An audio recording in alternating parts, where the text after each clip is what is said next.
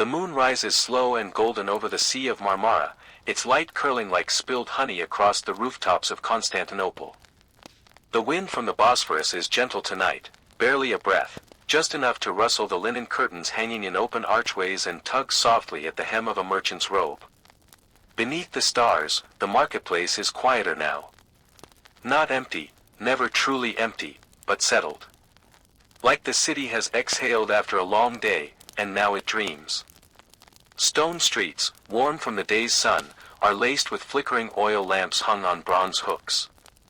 Their light reflects in the polished mosaics of shop walls, gold leaf and deep blue glass that shimmer like starlight trapped in stone. A soft hum of distant lyres echoes from a tavern near the hippodrome, blending into the rhythm of crickets in the fig trees. The world slows. A fig vendor, old and bent like the roots of an olive tree, sweeps dust from his stall with a straw broom. He doesn't speak, only hums. Something half-remembered from childhood, maybe.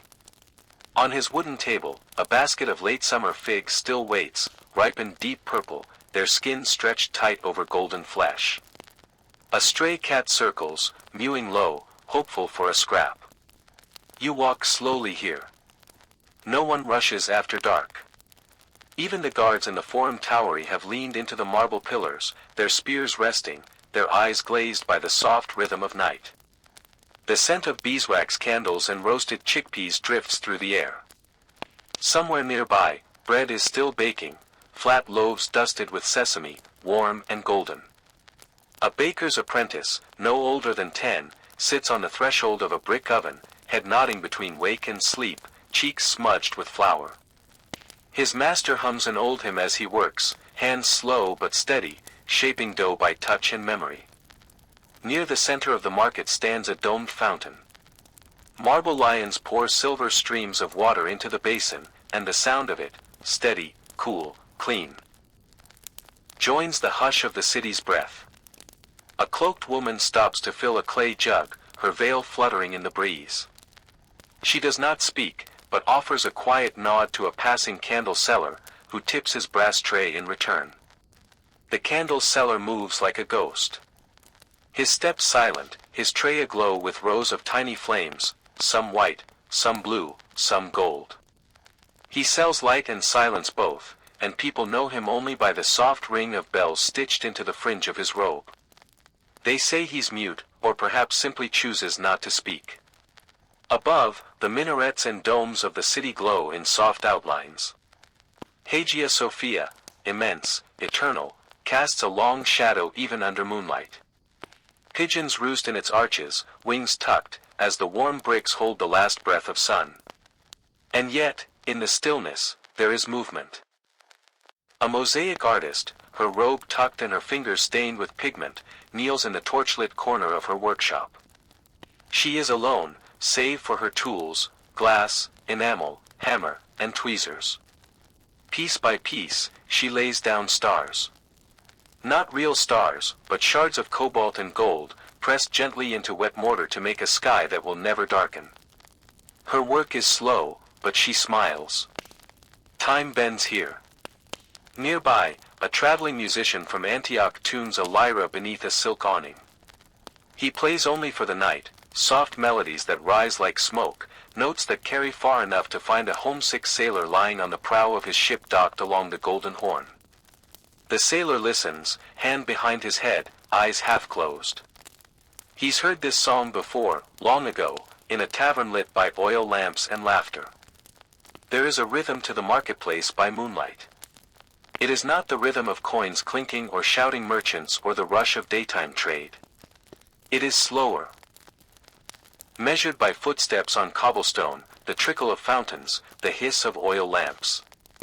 A spice merchant rewraps her silks, crimson, saffron, indigo, folding each one with reverence. Her jars of cinnamon and cloves are already sealed for the night. Only the scent lingers, like a memory of something warm. In the shadows, a scholar in a worn blue cloak kneels by a stall of old scrolls, unrolling each with care. The parchment crackles softly. He finds one with a faded diagram of the stars, annotated in Greek. He doesn't buy it. He just reads, slowly, lips moving silently, as if reciting a prayer no one else remembers. Overhead, the moonlight continues its quiet work. It paints the marketplace in silver blue, softening edges, deepening shadows. The city becomes a painting, living, but paused. As if Constantinople has paused mid-breath, waiting for something that never comes. You walk beneath a fig tree whose fruit is heavy, its leaves broad and rustling. A man rests at its base, arms behind his head, sandals loose, lips stained from wine. He hums, something old, something sad. Maybe it's a hymn. Maybe just a song he once heard in his mother's voice. He does not notice you. Even the shadows have softened. They no longer seem cold. They wrap the arches, the pottery stalls, the silks, the spice carts, the tiled pathways, in something like memory. The market is not empty, it is full of quiet stories, gently breathing, waiting to be heard. And high above it all, the stars burn steady, watching the sleeping city like quiet guardians. The marketplace at night is never still, not truly. It simply breathes slower. Beneath the lintel of a low stone arch, an old woman lights a single lantern. It's small, simple, wrought iron shaped like a hanging fig, and the flame inside it flickers with the sigh of the sea wind. She hangs it just outside her stall. No sign. No painted letters.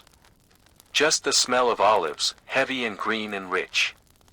She sells oil, pressed fresh from the groves along the Lycian coast, where the trees lean toward the sun and the stones are warm underfoot. Her amphorae are lined in rows, each painted with a different mark, a fish, a bird, a palm branch. Not for decoration. For memory. She can no longer read the labels, but her hands remember which is which. A boy approaches, no more than 12, barefoot, a coin clutched tight in his fist. He asks nothing. Just places the coin gently in her palm. The woman nods, says nothing, and dips a ladle into the smooth surface of a clay jar. The oil gleams like sunlight trapped underwater. She fills a small vial and ties it closed with twine. The boy bows. He disappears into the night. She watches him go, then settles onto her stool, the lantern beside her casting a circle of honeyed light. A cat curls at her feet. Its ear twitches once, then stills.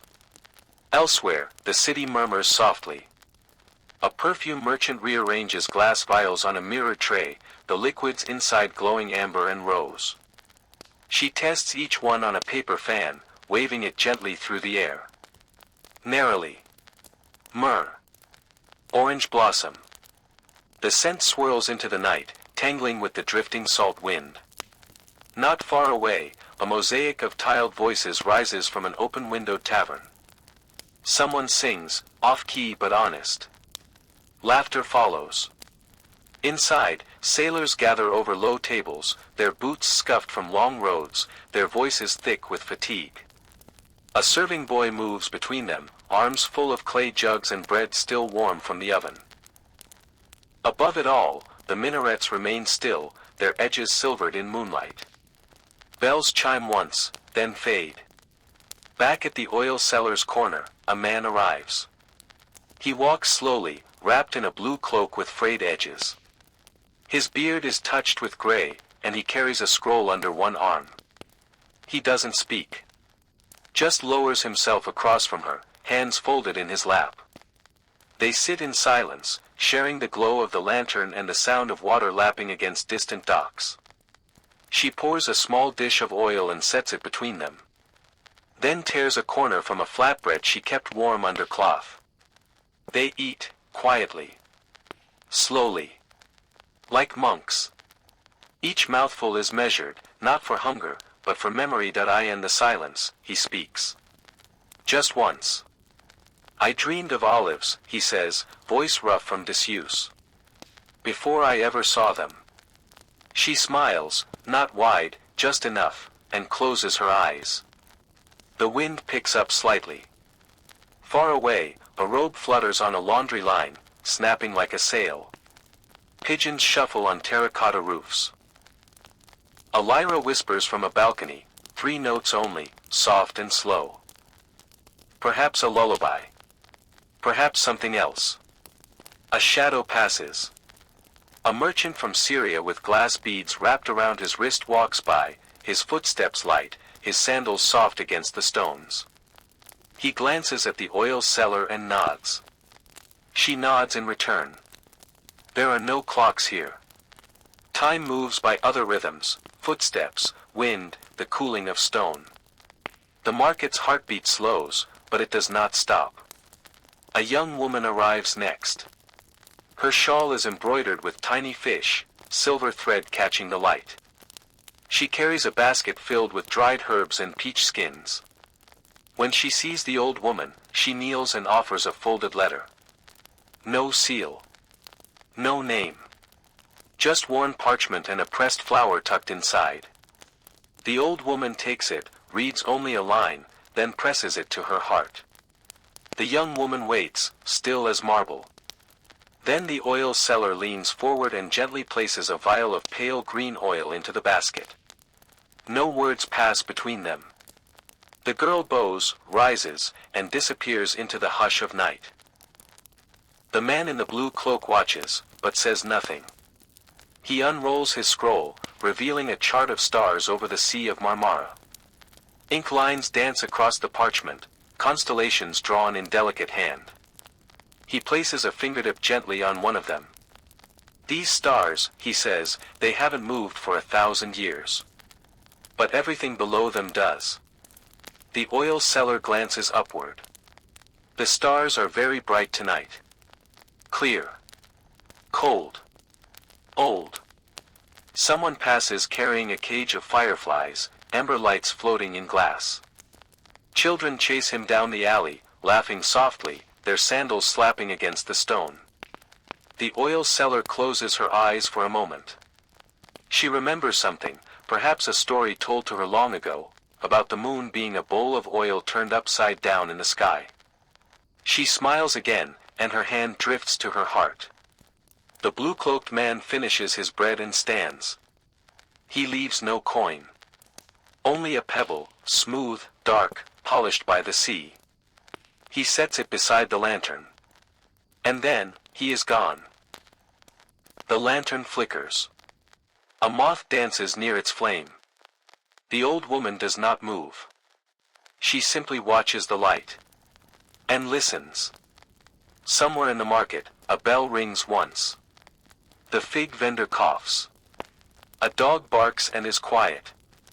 The city exhales. The night continues.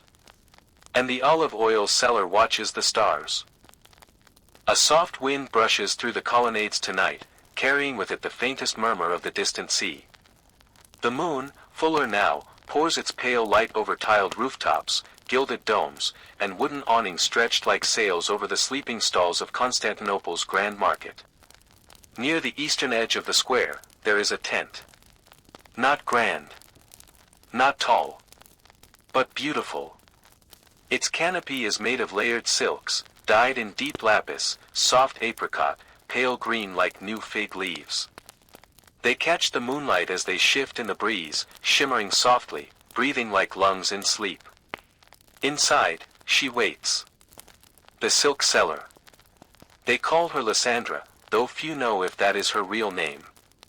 She wears no jewelry, but her robes gleam like river water in motion.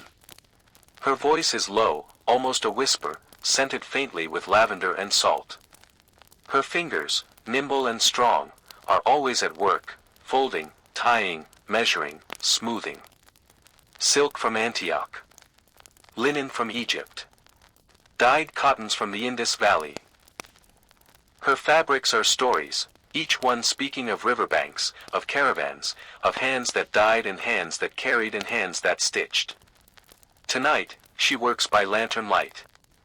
A single brass lamp hangs from the center of her tent, casting long soft shadows across the bolts of fabric. The light glows through the cloth like sunlight through leaves, and the folds look like soft waves on a sleeping sea. A customer arrives. A tall woman, wrapped in a simple gray cloak, her hair braided with bronze threads. She kneels silently beside a bolt of crimson silk, brushing her fingers along its surface. The silk whispers against her skin. It came from Baratus, Lysandra says softly, not looking up. Dyed with crushed shells. It took 5 months to reach me. The woman does not answer. She continues to touch the fabric, then, gently, she unclasps her cloak. Beneath it, she wears armor, not the sharp steel of the battlefield, but something ceremonial. Embossed with olive branches and stars, polished and clean. She folds her cloak and sets it down. I need a new veil, she says at last. For a wedding. Lysandra nods. Not hers. That much is clear. There is a softness in her voice, but also distance. The kind of distance that only comes with long roads, or grief, or both. Lysandra selects a length of white silk. Not plain, no, there are flecks of gold in it, woven so fine they catch the light like dust motes in sun. She doesn't offer it. She simply drapes it across the customer's shoulders. It will hold scent, she says. Rosewater. Or orange blossom. The armored woman closes her eyes for a long moment. When she opens them, they shine, though not with tears. With memory. She nods. Quietly. And Lysandra begins to cut. Elsewhere, the marketplace hums low, like a lyre string plucked gently and left to ring. A baker nearby closes his shutters. A dog stretches, yawns, and curls beneath a merchant's cart. Coins rattle faintly as a night trader counts the day's earnings under a lamp. And the stars, they lean in closer.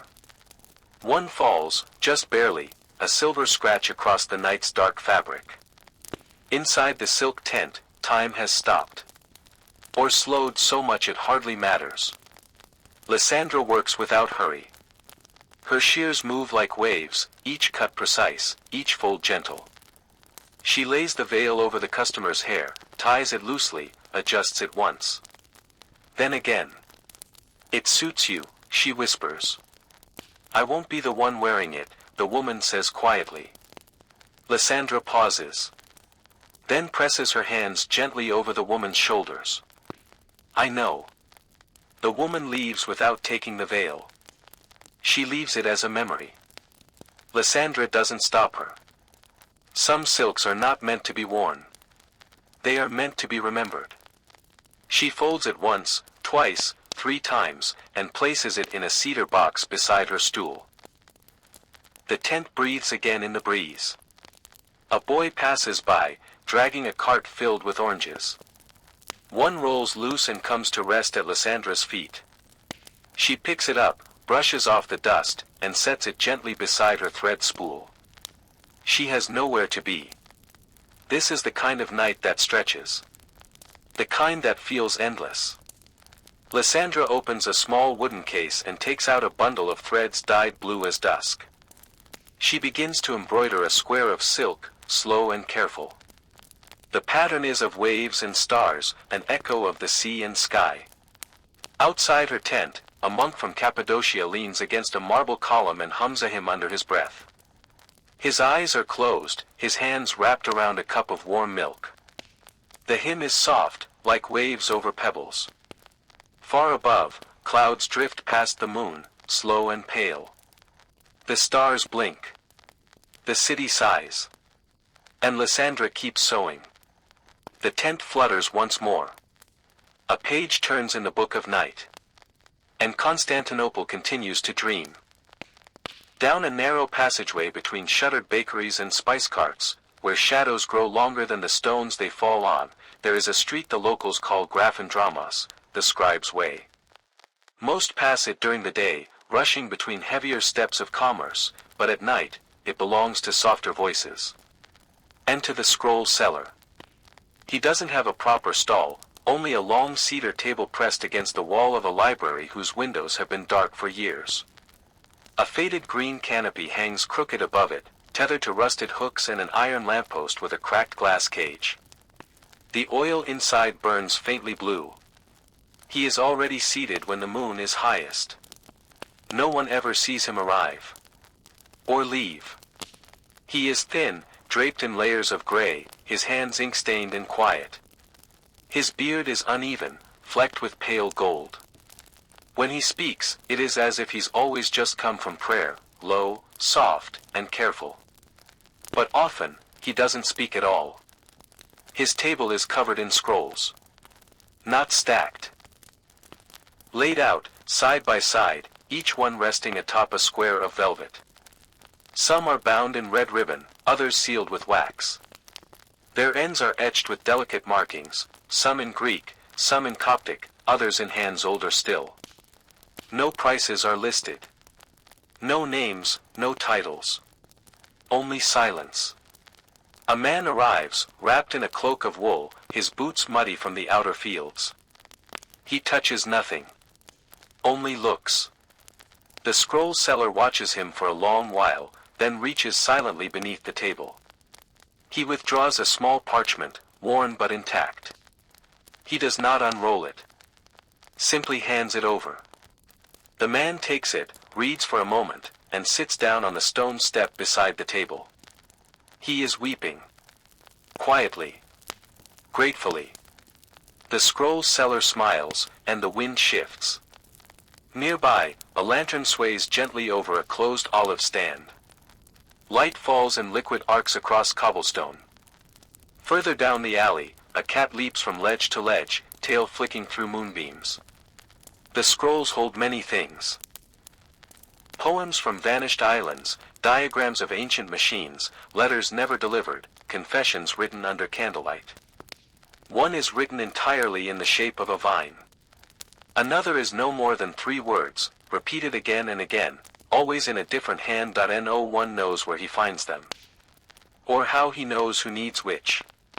Some say he once copied scrolls in the library of Alexandria, before it burned. Others say he's a fallen priest, or the son of an emperor who renounced wealth for words. But here, none of that matters. Only the scrolls do. A girl arrives next, barefoot, a braid down her back, and a thin necklace of brass bells that chimes softly as she walks. She is no older than 16, but her eyes have already seen too much. She says, "Do you have a story about a ship that sails without sails?" The scroll seller considers her. Then gently selects a roll tied with twine the color of seafoam. She smiles. Her voice is a whisper. "I've been dreaming of this." And she walks away, cradling the scroll like a candle. The marketplace breathes around them, slow and rhythmic. The sound of distant fountains.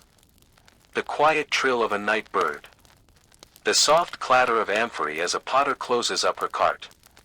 A parchment flutters in the wind, lifting gently, like it, too, wants to float into the stars. The scroll seller rises once to adjust a corner of his table. As he does, the edge of his robe reveals a series of tattoos along his wrist, symbols, not words. A sun, a feather, an open eye, a door. Then he sits again. The wind picks up, and with it, the distant echo of monks singing in the hills. Their voices come like waves, slow, rising, falling, too far to hear the words, but close enough to feel their weight. A scholar from the patriarch's library arrives next, eyes tired, hair streaked with candle soot. He brings no coin. Only a feather quill, carved with ivory. He trades it wordlessly. In exchange, he receives a scroll bound in green ribbon. As he walks away, he opens it. He pauses, reads, then stops walking. He has forgotten to breathe. The scroll seller watches without watching. He strokes the edge of an old parchment, gently, like one would a sleeping bird. There is something sacred in this night. Not loud. Not liturgical. But quiet, and old, and true. The kind of sacred you find between the lines of things, between footsteps, in soft pauses, in breath held gently in the chest. The moon leans lower now, dipping toward the western horizon. The lamp on the post burns dimmer. The scrolls are nearly all gone. only 3 remain. He touches each one, then folds the velvet squares beneath them, careful as ever. No one else comes. Not tonight. The alley grows darker, not from night, but from memory. The kind of darkness that is not absence, but fullness, like a well filled with time. He rolls up the scrolls, places them inside a worn leather pouch, and tucks it beneath his robe. Then he closes his eyes. And becomes still. The wind stops.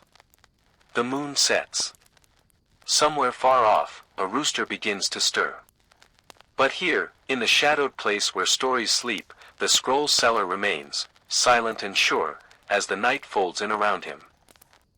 At the far end of the marketplace, beyond the olive carts and the shuttered coin dealer's stall, past where the stone arches darken with soot from the nearby bathhouse, there is a pottery workshop that does not close. Not fully. Even at night, its door remains slightly open, and the smell of wet clay lingers like rain on warm earth. Inside, the wheel still turns. Not quickly. Not loudly. Just a gentle rhythm, like a heartbeat. Like a lullaby.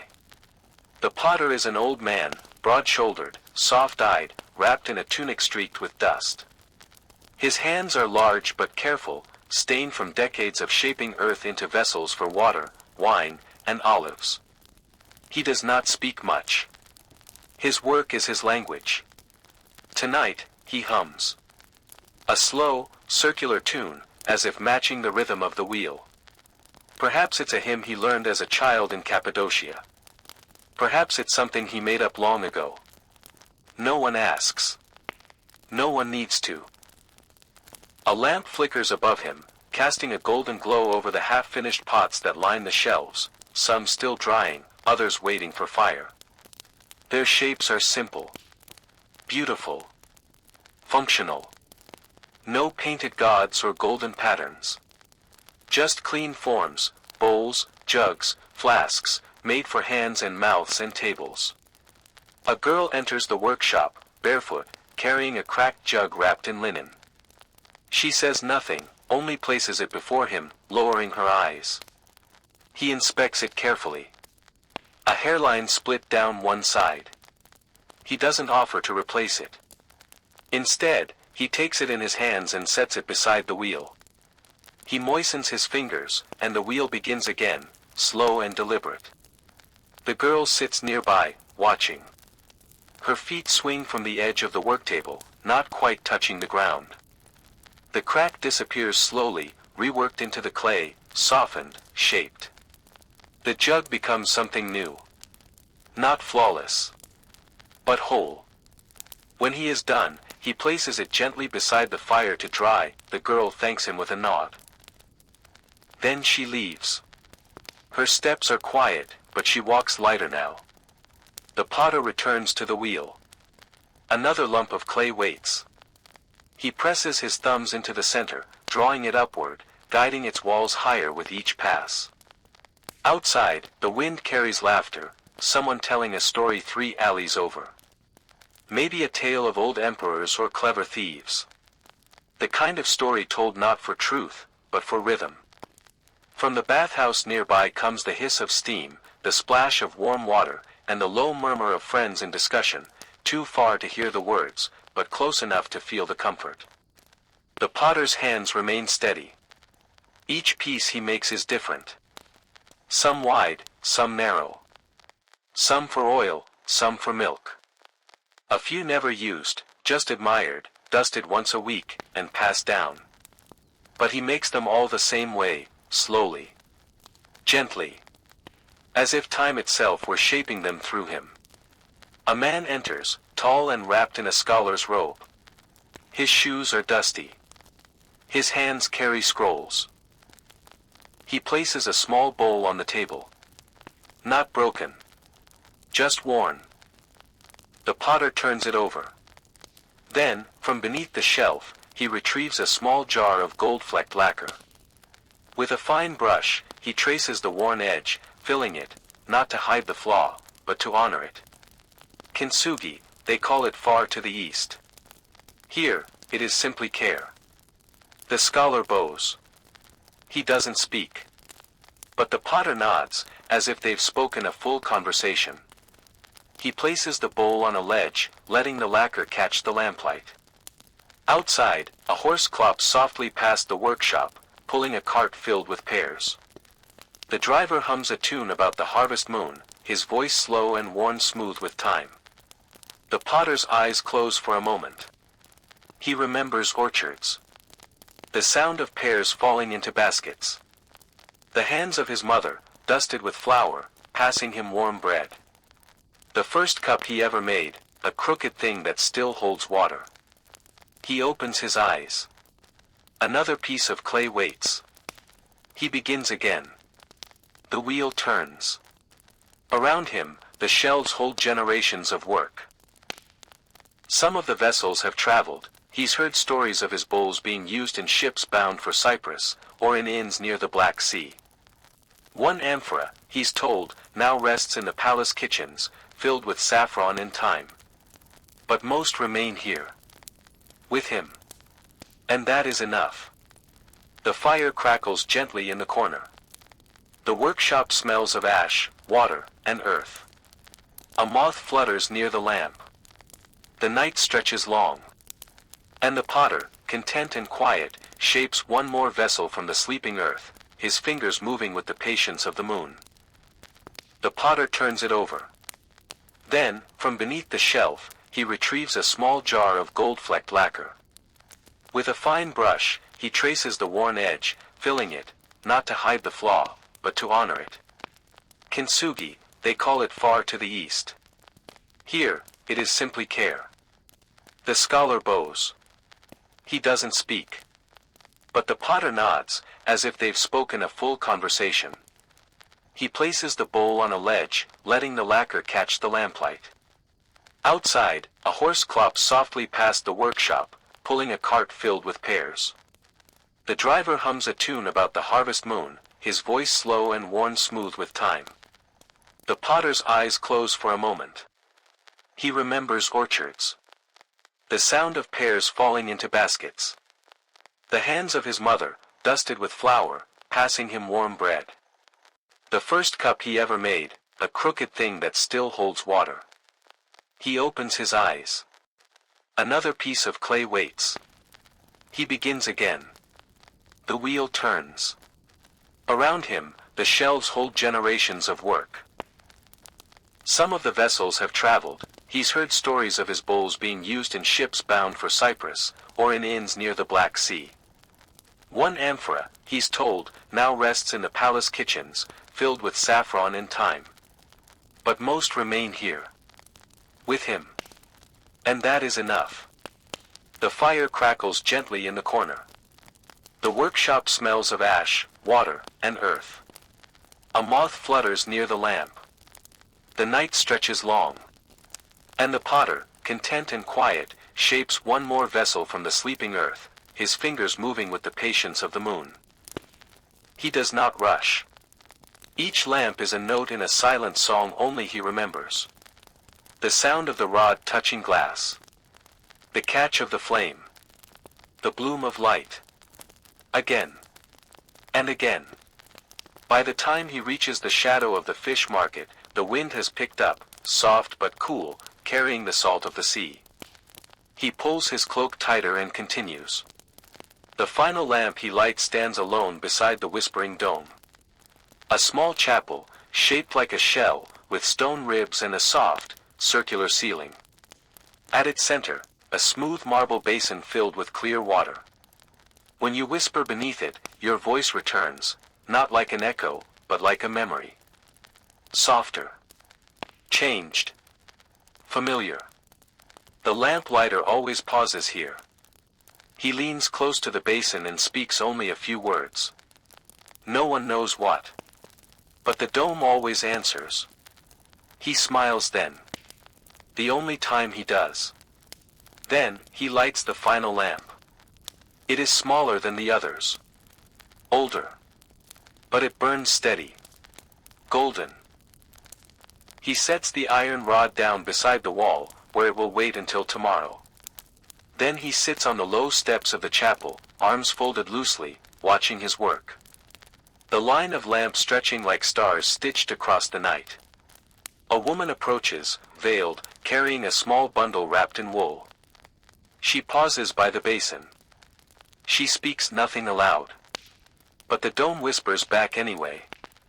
She nods and places the bundle gently beneath the lamp, only a loaf of bread, wrapped in leaves.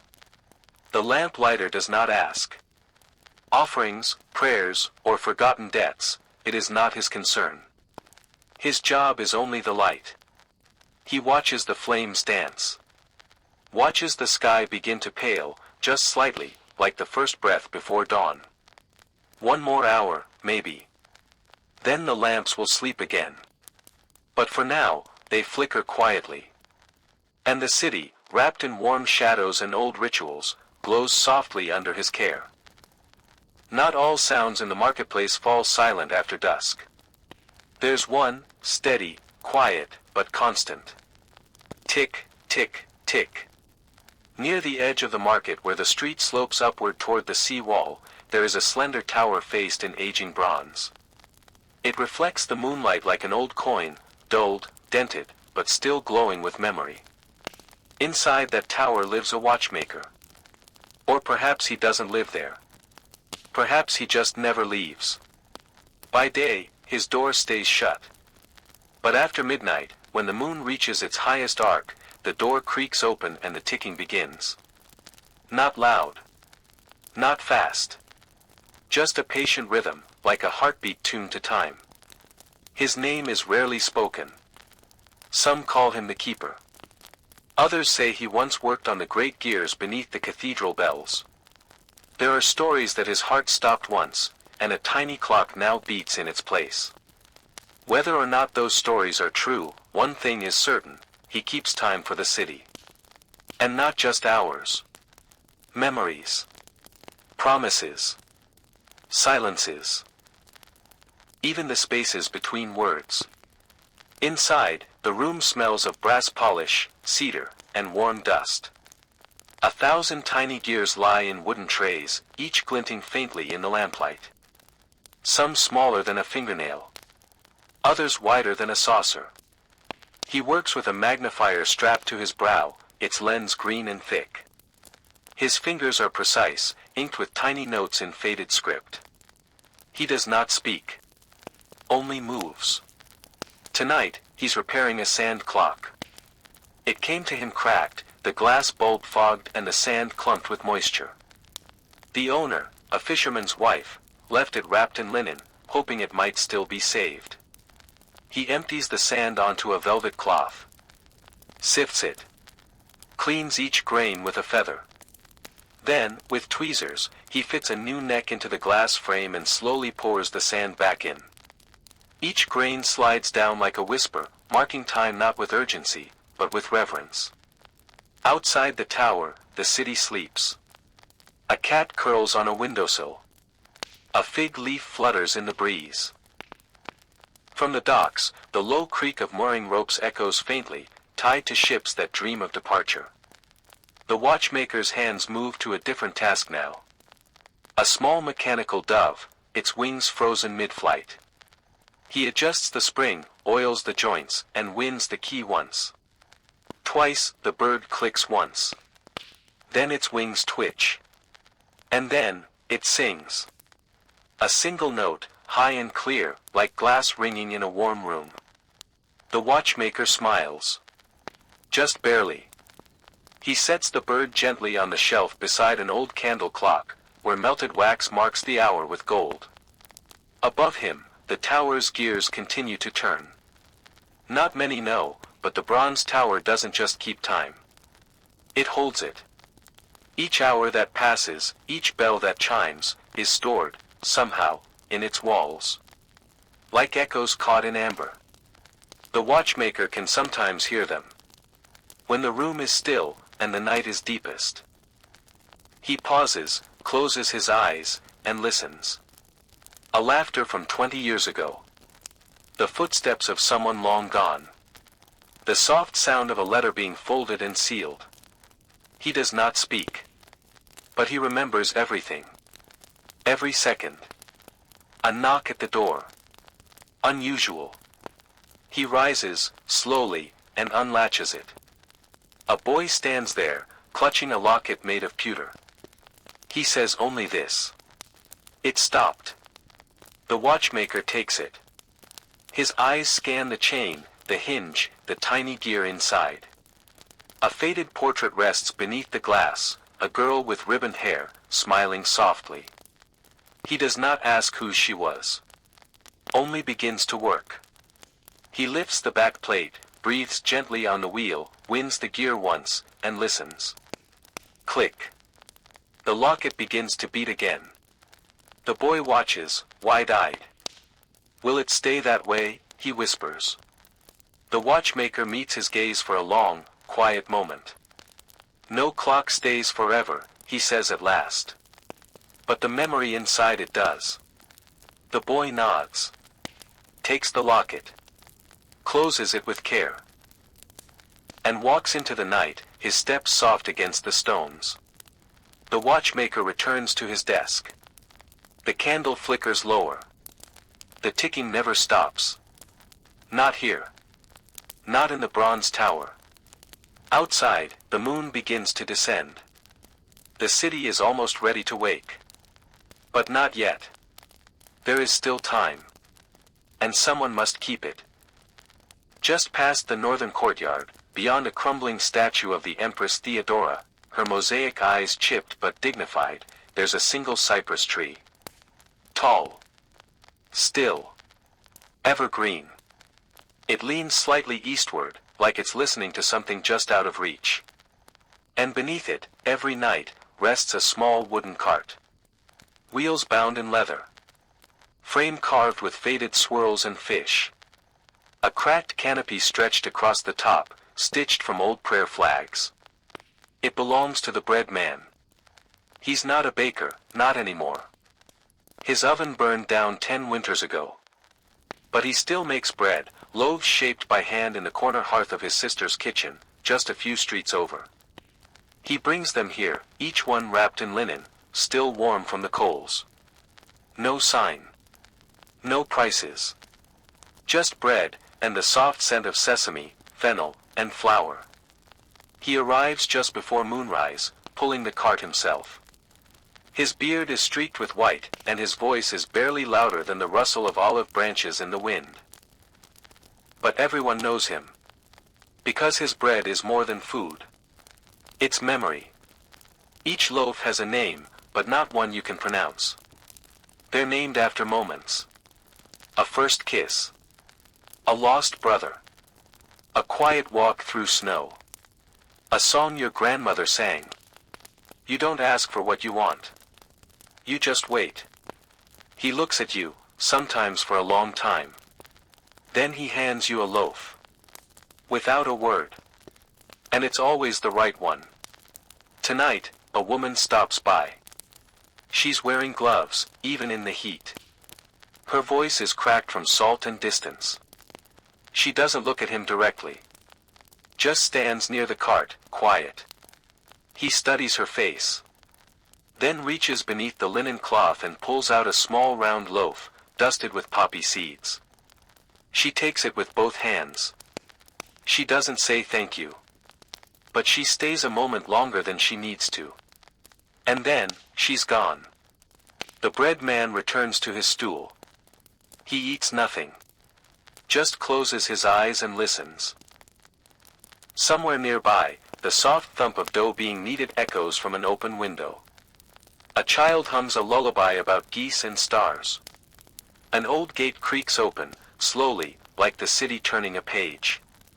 One by one, a few more visitors come. A soldier with tired eyes and a stitched wound on his shoulder. A midwife carrying a pot of lentils.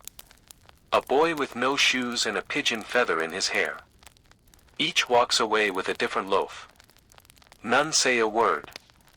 When there are only 2 loaves left, the bread man sets one aside, always the same one.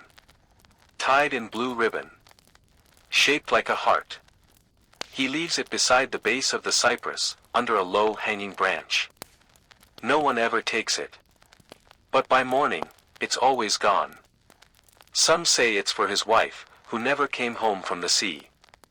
Others say it's for the tree itself, an offering to whatever spirit listens from its shadow. The bread man never says. He only wraps the cart in its linen cover, ties the corners, and leans back against the wheel. The air is warm tonight. There is a window near the south wall of the old bathhouse, just above eye level, half hidden behind flowering vines. If you pass it too quickly, you'll miss it. But if you walk slowly, if your steps are quiet and your heart is open, you may notice a soft light flickering inside. That's where the calligrapher works. He's old, but not fragile. His hands still steady, his spine straight. His hair silver, long, tied back with a strip of red cloth once worn by his father. He does not live elsewhere. His workshop is his home. The scent of ink and pressed flowers lingers in the room. The walls are lined with scrolls, brushes, tiny jars of crushed pigment, and water bowls shaped like lotus petals. A brass brazier glows in the corner, giving off a faint cedar scent. And always, on his work table, a single open page. Tonight, it's parchment from pergamon, pale, smooth, with just the right weight. He dips a fine-tipped reed brush into a pot of walnut ink and begins. His strokes are slow. Gentle. Each curve of the letter drawn with full breath and full heart. He's not writing a decree. Not a gospel. Not a market notice. He's copying a poem. A quiet one. About leaves falling in spring, about lost names whispered beneath olive trees. A poem whose author died 100 years ago, but whose words live here tonight, resurrected in clean, black script. Outside, the vines rustle as a cat climbs past, tail brushing the stone. The calligrapher does not look up. But he smiles. Sometimes children tap on his window, watching him shape letters they don't yet understand. Sometimes travelers ask for blessings written in gold. But tonight, he is alone with his work. Each line a breath. Each word a prayer. A knock sounds, very gently, on the wooden door. He sets down the brush. It is a young man, nervous, holding a folded cloth bundle. He carries it like it might break. Inside, a page. Crinkled. Torn in places. But written in a lovely, trembling hand. The calligrapher unfolds it, reads silently. Then nods. He gestures to the cushion across from him. The young man sits, hands folded, watching every movement. The calligrapher selects a fresh parchment. Dips his brush. And begins to copy. The new version is neater. Cleaner. But somehow keeps the trembling of the original, like a song resung with the same feeling, even if the voice is older. When he finishes, he adds a tiny mark in the bottom right corner, a dot above a curved line. His seal. The young man breathes in, softly. That was her handwriting, he says. The calligrapher nods. She'll be remembered now. The young man leaves. The window glows on. Outside, the city stretches deeper into night. A candle seller walks past, his tray swaying. Bells chime faintly from the far end of the street. The smell of roasting chestnuts floats in the air. The calligrapher refills his ink. Then turns to a new sheet. And this time, he writes something of his own. A short phrase. Just 5 words. Near the edge of the marketplace, where the stones begin to crumble and weeds grow freely between the cracks, there stands a little kiosk made of driftwood and old tiles. Its roof slants. Its paint flakes. Its corners are soft with age. But from sunset until sunrise, it glows. Inside, the lantern keeper waits. He is neither old nor young. His eyes have the patience of mountains. His coat is patched with wax spots and oil stains. Around him hang dozens of lanterns, some large, some small, some carved from bronze, others made of stained glass or delicate bone. Each one holds a different light. Some burn with a golden warmth like heathfire. Others flicker blue, like moonlight on waves. Some pulse softly, like breathing. None are for sale. People do not come to buy from the lantern keeper. They come to exchange. Each person brings something, a sorrow, a secret, a hope not yet spoken aloud. They whisper it to the lantern keeper. And in return, he gives them a lantern. No two people ever receive the same one. Tonight, a mother with weary eyes steps up. She holds nothing in her hands. Only silence. The lantern keeper nods. Reaches above his head, selects a glass lantern with a swirling amber flame. When she takes it, it glows brighter. She doesn't speak.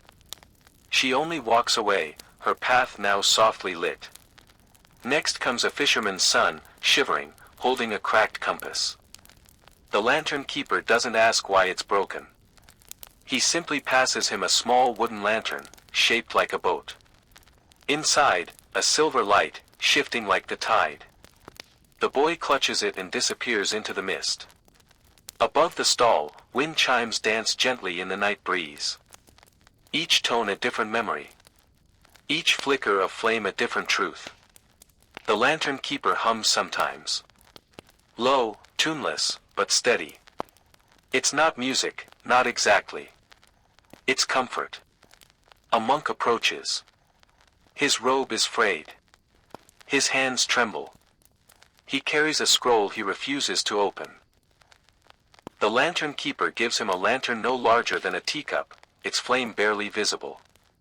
The monk cradles it as if it were a heartbeat. Even the city guards, who laugh loudly and wear iron at their sides, lower their voices when they pass.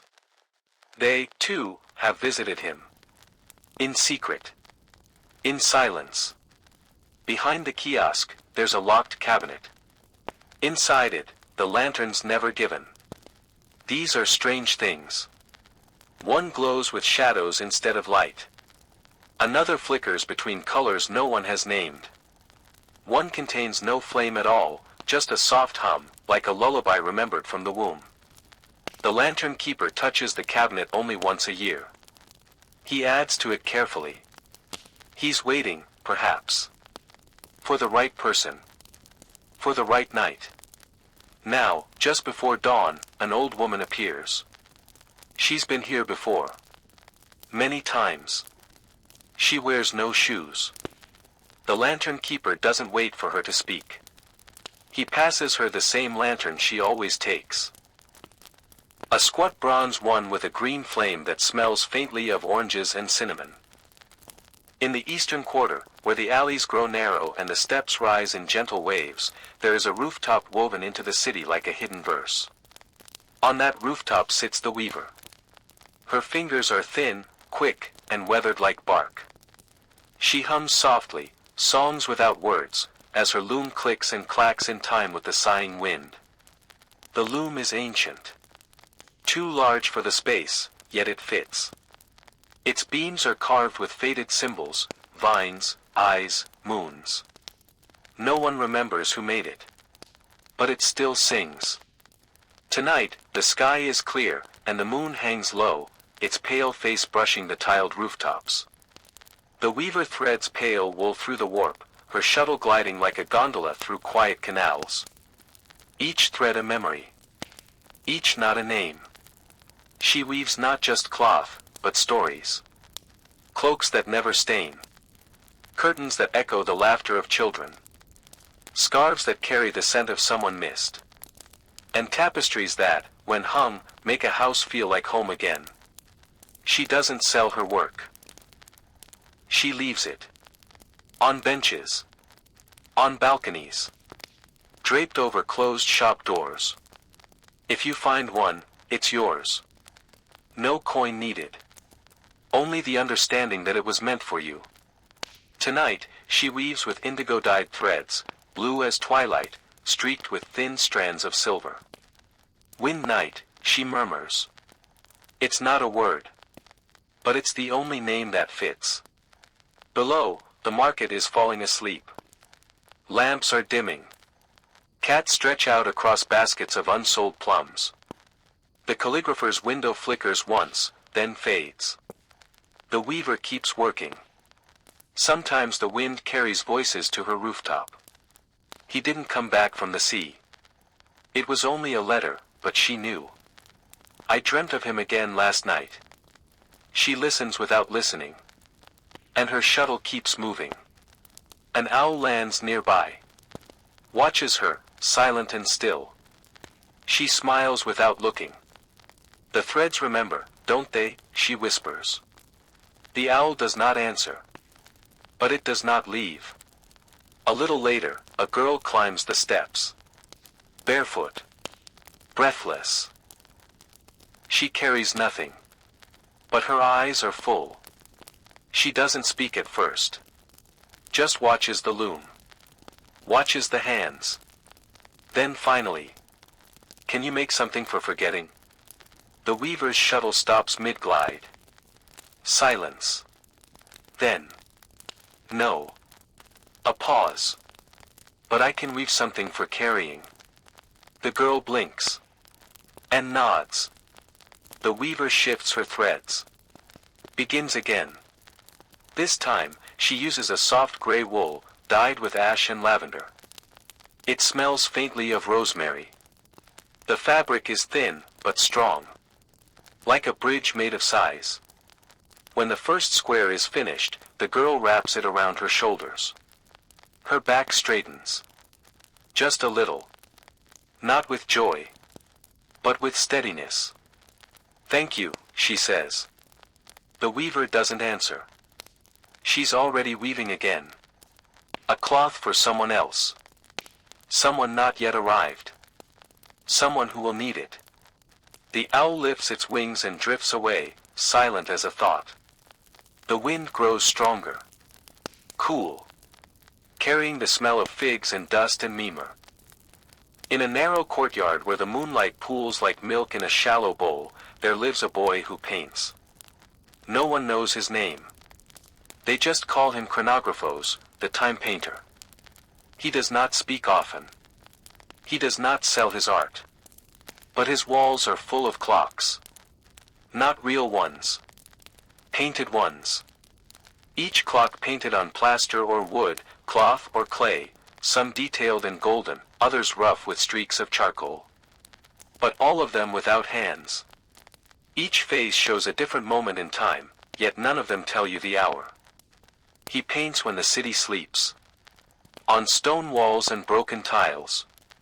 On scrolls abandoned in gutters. On the bottom of a discarded amphora. He paints time not as it moves, but as it pauses. The moment before a tear falls. The breath before a kiss. The second before a market bell rings, and everything changes. Tonight, he paints on a patch of old canvas stretched across a shutter. A man passing by watches him dip his brush into a pot of thick blue paint. The boy is slow, deliberate. He paints a circle. Then 12 dots. Then a crack down the middle, like time splitting softly in half. The man asks, "Is it dawn or dusk?" The boy shrugs. "It doesn't matter," he replies. He's right. Because what he's painting isn't when. It's what it felt like. He once painted a clock at the edge of the fishmonger's stall, where a widow sat for 3 years in silence, waiting for news of her son. The clock had no numbers. Just waves. And a tiny boat. No one removed it. Not even after the fishmonger passed on. It became part of the city. Tonight, 2 girls bring him a cracked bowl. "Can you paint this moment?" they ask, holding hands. He nods. Paints a red-orange sun just beginning to rise behind a mountain. They smile. Walk away, barefoot. Later, a baker gives him a flat stone. "It was the hour my daughter was born," he says, voice barely above a whisper. The boy nods. Paints a small circle. Then, a single golden dot. Simple. Eternal. A little cat curls beside him as he works. It watches the brushstrokes as if trying to understand. There are rumors. Some say he once saw time stop. Others say he's trying to paint the exact moment the city was born. Some say he paints the seconds people lose, when they blink, when they wait, when they forget to say goodbye. But the boy never explains. He only paints. And when he finishes, he always signs the same way. A single line. From corner to corner. Like a sundial's shadow. He paints long into the night. Until the moon fades into dawn. Until the stars tuck themselves away. Until time itself blinks, and moves again. Tucked behind the tannery, where strong-smelling hides are stretched and dried in the sun, there is a secret gate.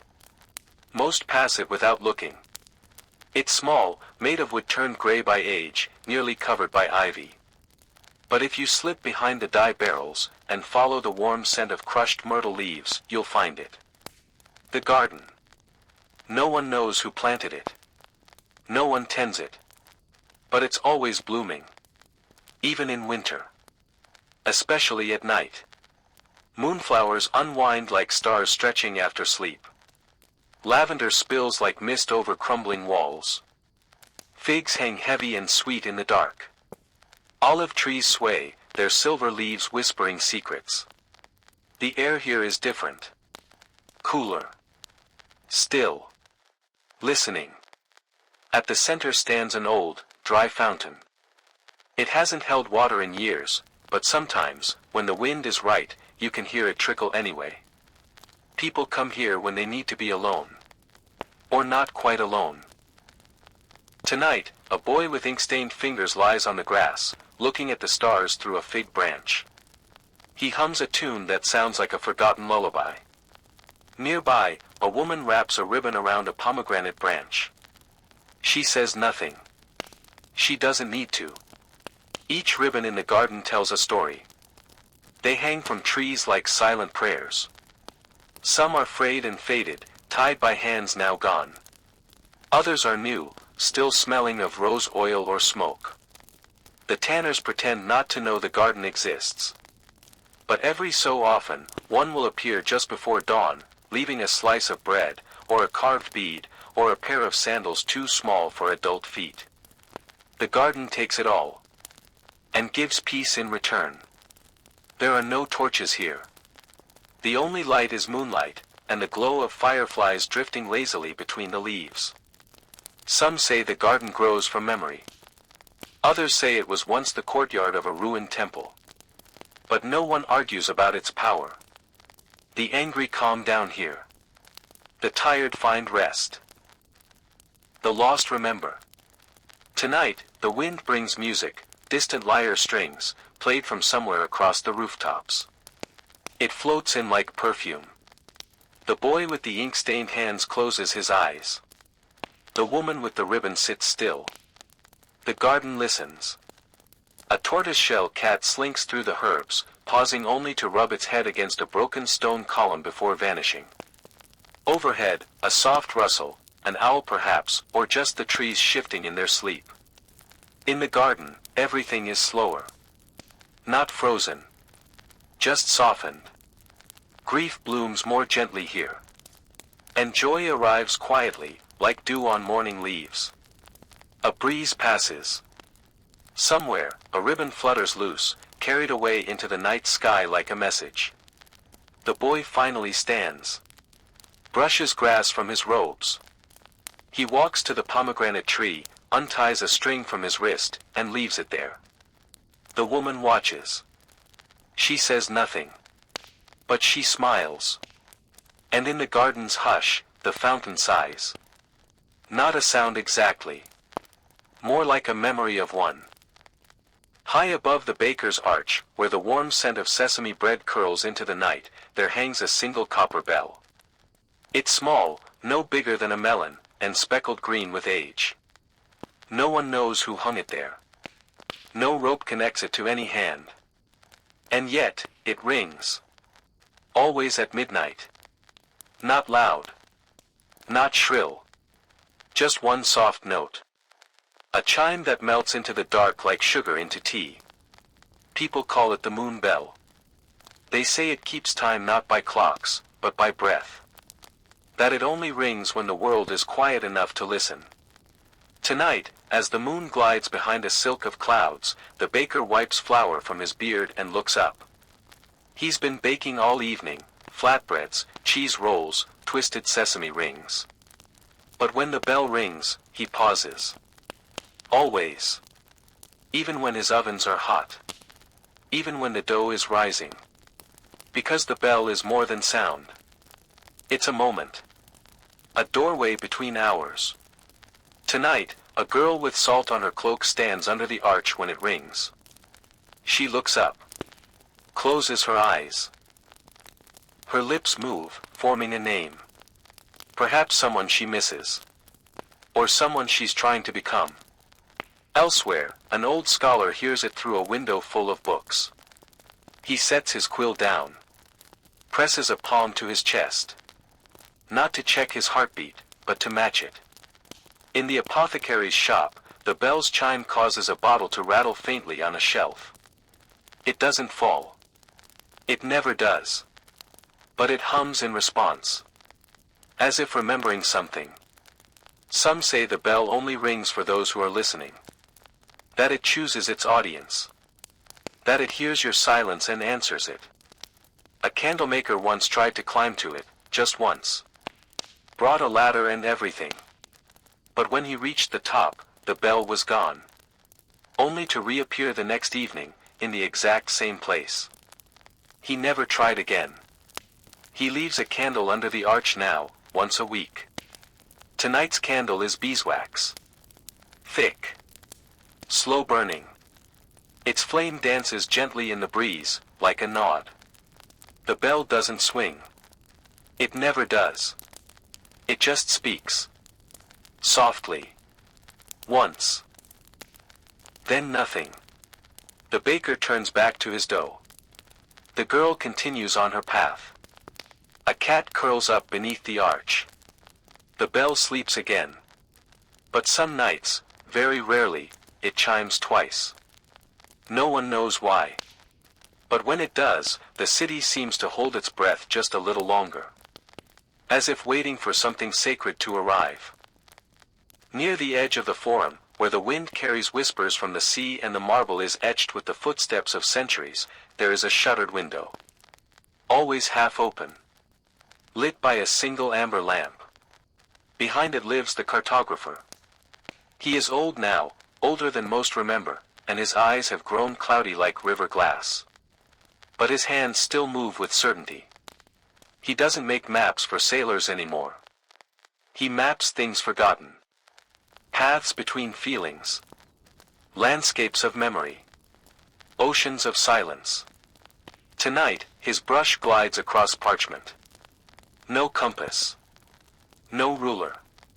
Just soft, curved lines, like the roots of a tree or veins beneath skin.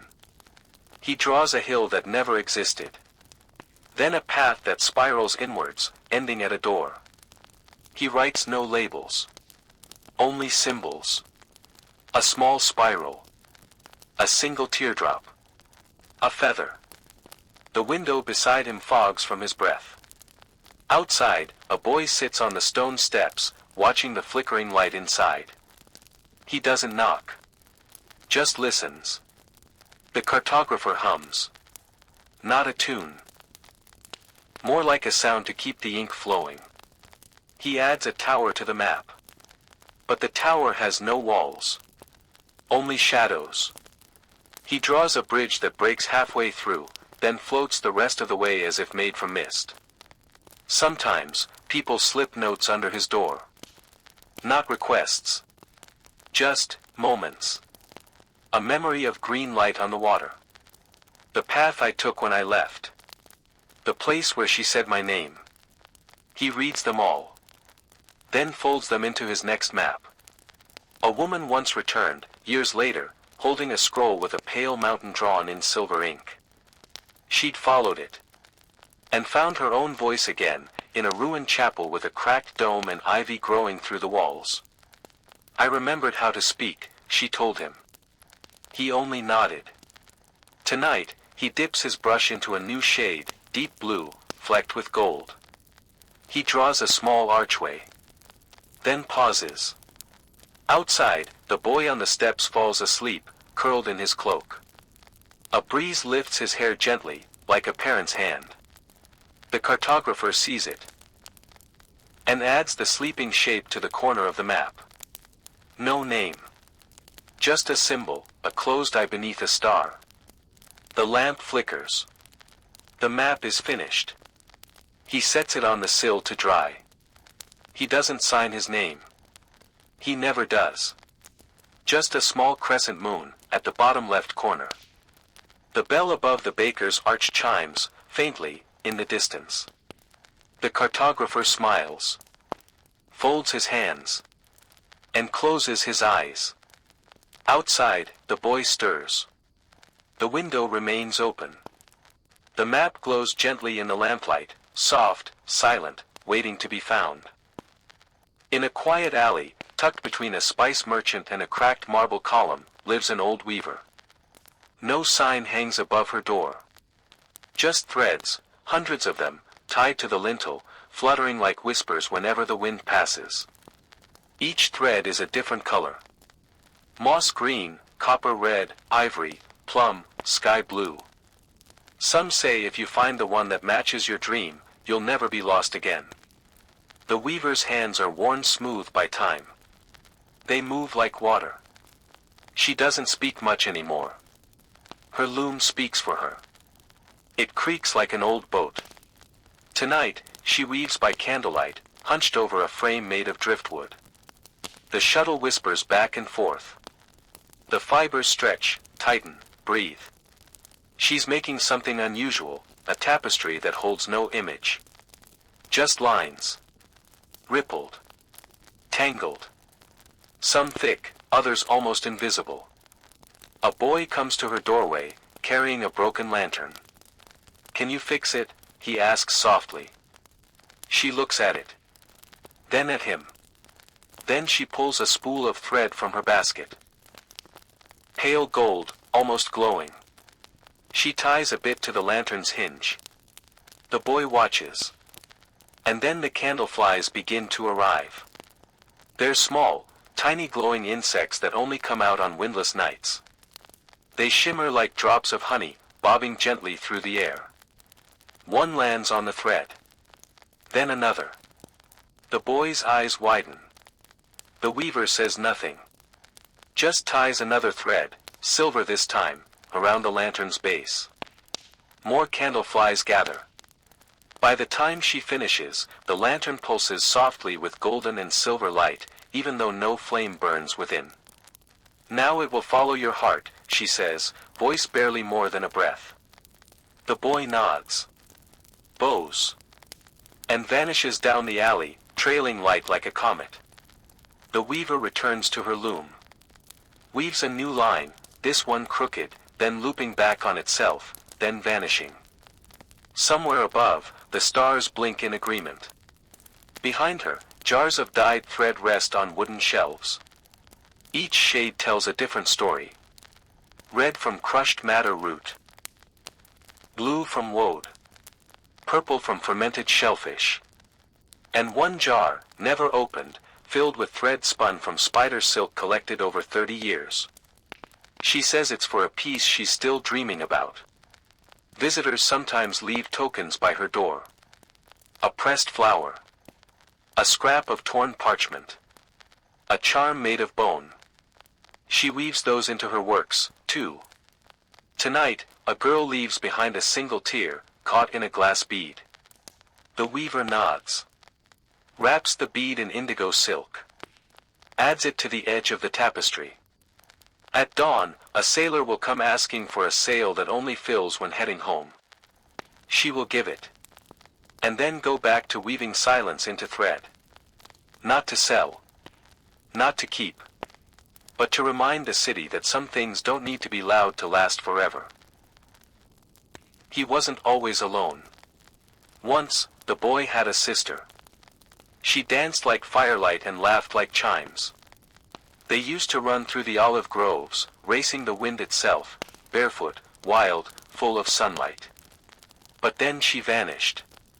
Not all at once. Just slowly, like mist lifting from a hillside. And now he walks the marketplace at night, with a leather pouch at his side and a quiet in his chest that no one can quite name. He doesn't sell anything. Doesn't beg. Doesn't speak. But he listens. And the wind follows him. Not the stormy kind. No thunder. Just breeze. Soft and steady. Like breath. When he passes, linen flutters on merchant stalls. Oil lamps flicker and lean. The prayer flags above the candlemaker's roof lift gently, as if to greet him. Tonight, he walks the quiet path between the dye seller's booth and the potter's kiln. His feet leave no mark. His shadow moves a second slower than he does. In his pouch, a strip of worn cloth, a carved whistle, 3 dried rose petals, and a feather that hums when the moon is full. He kneels by the old fountain, the one that hasn't held water since before he was born. He pulls out the whistle. It's carved from bone. Not beautiful, not polished. But when he blows it, the note is not a sound. It's a memory. Of trees swaying. Of curtains lifting. Of her voice calling from the hilltop. He opens the pouch. Lifts the feather. The wind stirs, gentle but strong, circling him in a slow spiral. It carries a scent, salt, fig leaves, and something older. It wraps around the column beside him, then rushes up, spiraling into the dark. Above, bells jingle faintly on a forgotten rooftop. The marketplace breathes in. The lanterns lean toward him. He is the only windwalker left. The last child of the breeze. Not chosen. Just willing. People see him and wonder, is he real? Some say yes. Others say he's a ghost of the city's grief. But those who followed him, quietly, kindly, have found paths they weren't looking for. One girl found her grandmother's hairpin lodged in a fig tree. A merchant discovered his lost wedding ring under a crack in the marble. A tired guard remembered a lullaby his mother used to sing. He never speaks. But he leaves signs. Draws spirals in the dust. Or knots threads in patterns only the weaver understands. Tonight, he walks past the storyteller's step. The storyteller, half asleep, lifts his head and nods. The boy nods back. No words. Only the wind. Soft. Persistent. Kind. He climbs the wall behind the old tannery, up where the vines grow thick and stars sit close. From that height, the city looks smaller. Like a bowl of golden embers.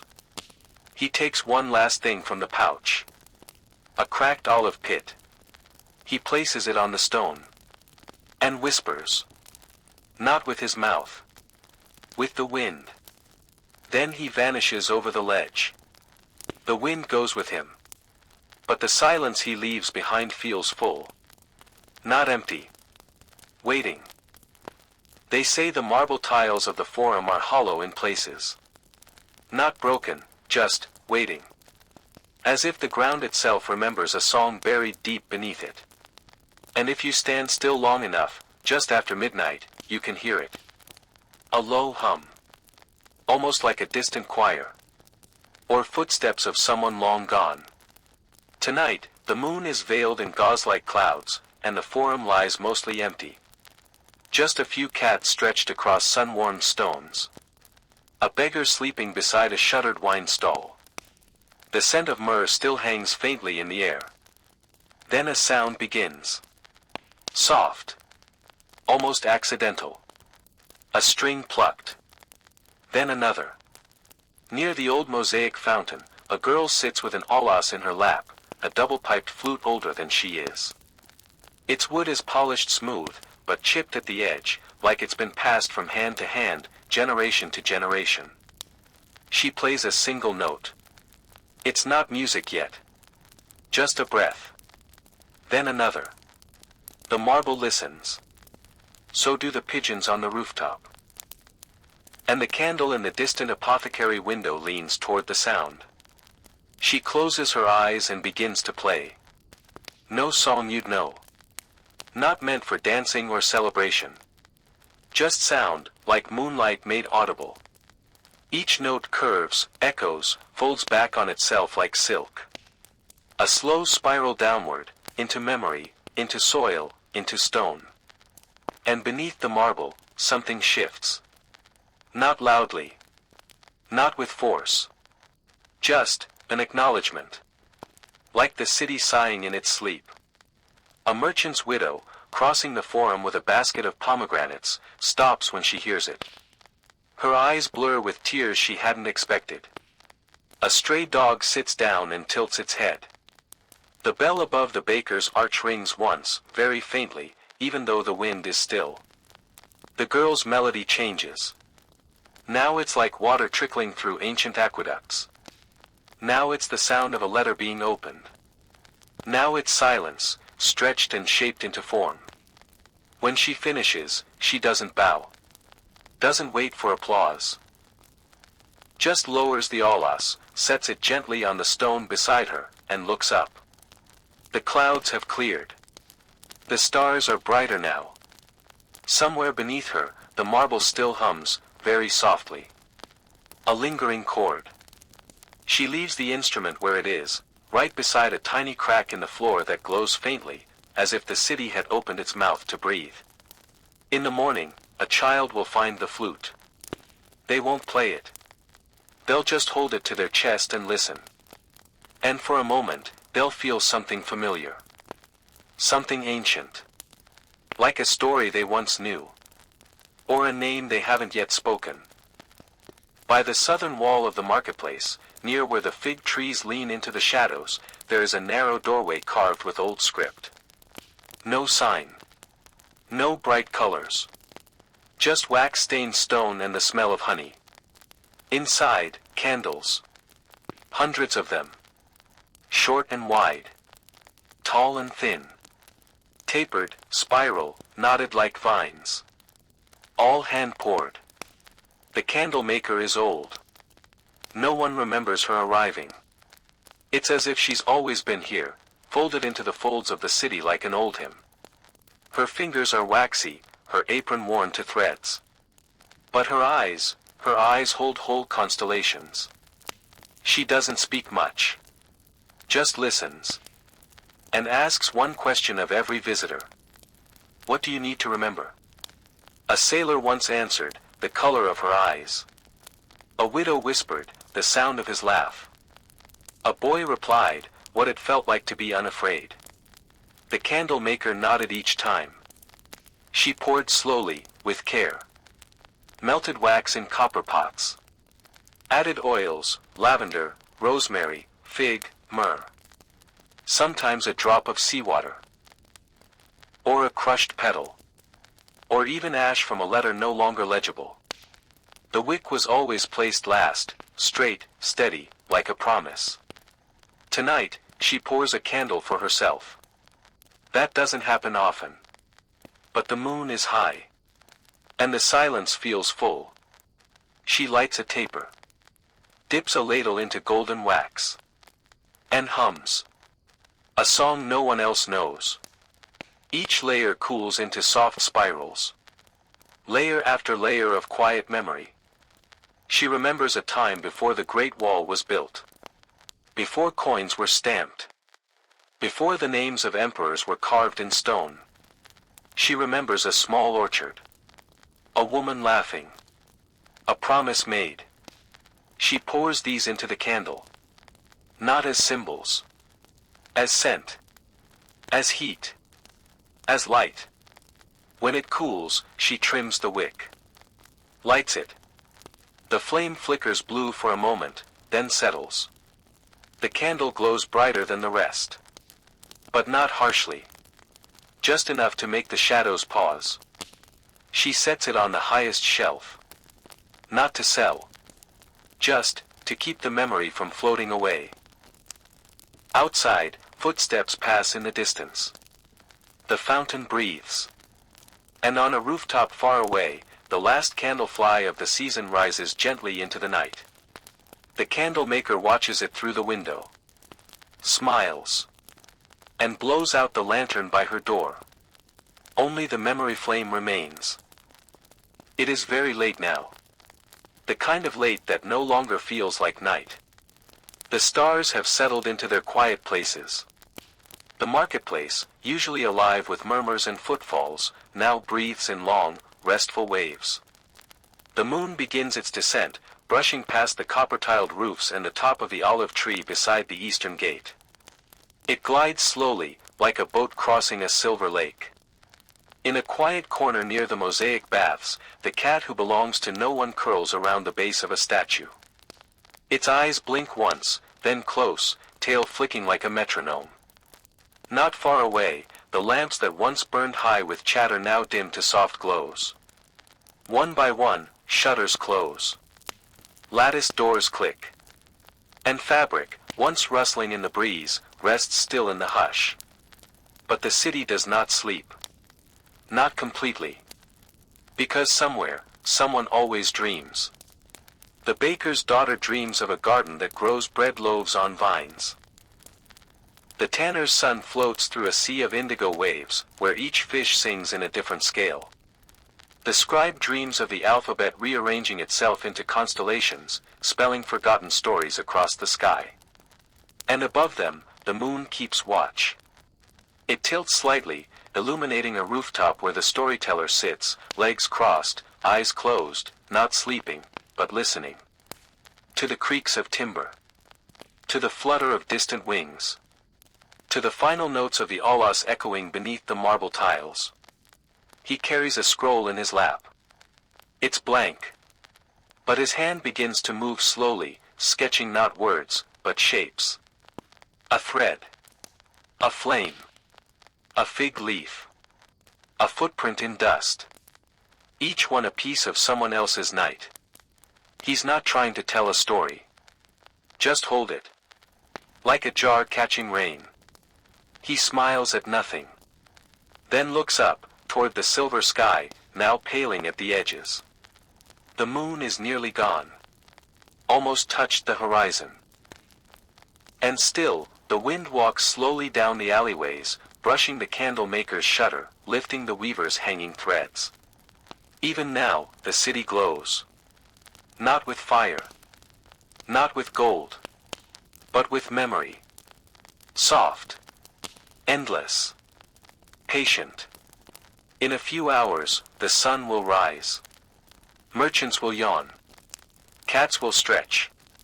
Coins will clink in palms once more. But for now, the city is sacred in its stillness. The marketplace, under moonlight, has become something else. A breath. A lullaby. A place between places. And if you listen, closely enough, you'll still hear it. A whisper that says, "You were here. You mattered. You're part of the story now." The moon dips below the rooftops. And the last chapter fades. Not with an end, but with a hush. Your 20-chapter script is now complete, soft, atmospheric, and perfect for a Lofi plus history YouTube video under Moonlight. Would you like all chapters compiled in one file? Or image prompts for each chapter next? Ask ChatGPT.